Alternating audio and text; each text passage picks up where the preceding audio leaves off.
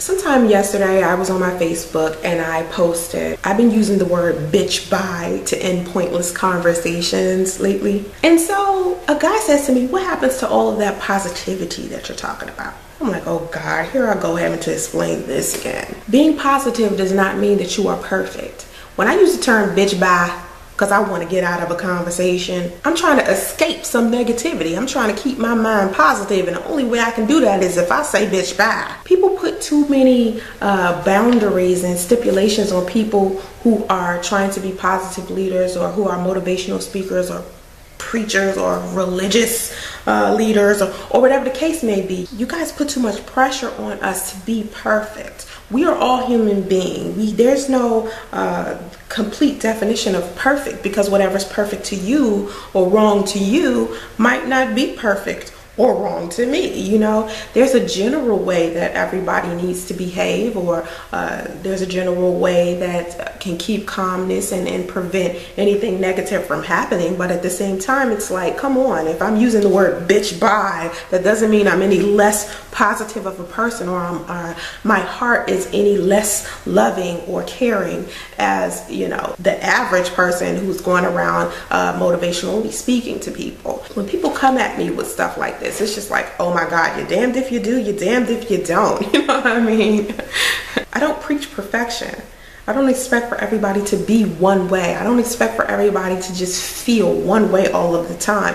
If I felt positive all of the time, there would be no way I can explain to you how to be positive. You gotta feel negativity in order to know what feeling positive is like. You gotta have one with the other. There's balance. You can't have one without the other. You gotta have both. There would be no such thing as positivity if there was no negativity. So if me using the term bitch bye to get rid of some negative things or some negative conversations, you know, that's actually a good thing and not something, you know, negative people should look at. But you know, people think what they want to think.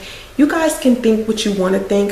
You can take some of the stuff I say and apply it to your life, or you cannot take some of the stuff I say and apply it to your life. And either way, I'm going to continue to help people who are on the same frequency as I am. You have to be on the same level as I am. You have to, you know, want to accept the positivity and the inspiration and the motivation and the spirituality. And when I talk about metaphysics, these are all things that you have to already be interested in order for you to even like, you know, visiting my channel or looking at my posts on Facebook. And I try not to be negative or judgmental, because, you know, like, I feel like both of those things make me be a better person when I avoid being that. But I'm not being that in order to appease the world, you know what I mean? Like, I'm not trying to be that in order to stop you guys from thinking some way about me. I just do what I do because I want to do it, and that's how I get it done. You know what I'm talking about? So, however you think I am, or what you think I want to do, or what you think I want to be, or how I want to come off, really doesn't matter to me. What you think is really not important in my world. And hopefully when you are you know, making a decision about your life, you're not necessarily worried about what I would think about you.